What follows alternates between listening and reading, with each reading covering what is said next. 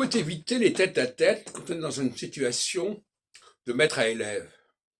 C'est pour ça que les cours particuliers, c'est quelque chose qui n'est pas très sain. Le maître doit être entouré d'un certain nombre de disciples et d'élèves. Et si jamais il est face à cet élève tout court, à un élève donné, il y a un déséquilibre qui se produit. Parce qu'il faut toujours respecter la dialectique de l'un et du multiple.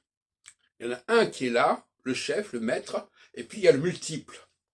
Mais si jamais le multiple se réduisait à une seule personne, on fausserait complètement la situation. C'est pour cela que dans les cafés philo que j'organisais, on était toujours dans l'un et le multiple. Et puis, depuis quelque temps, on a surtout eu une rencontre avec Christophe. Mais ça fausse complètement l'analyse, la situation. Parce que moi, je n'ai pas à être en face d'une personne, je suis en face d'un groupe. Et quand je suis en face d'une personne, cette personne se croit mon égal. Et ça, c'est tout à fait faux. Il n'y a absolument aucune égalité à ce niveau-là, ni de culture, ni de connaissance, etc. Donc, la situation du café philo, quand il y a une personne, moi, face à une autre personne, c'est une situation fausse, une situation qui est vicieuse quelque part. Il faut dire les choses comme elles sont.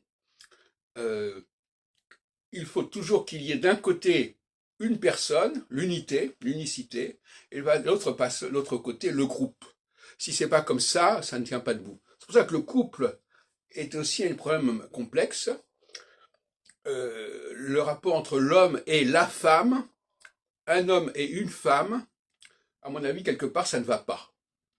Il doit y avoir plutôt une forme de polygamie qui doit fonctionner. L'homme entouré d'un certain nombre de femmes, c'est le harem si on veut, le professeur entouré d'un certain nombre d'élèves, etc. Il faut qu'il y ait cette dialectique du un et du multiple pour que ça fonctionne correctement, pour qu'il n'y ait pas d'illusion.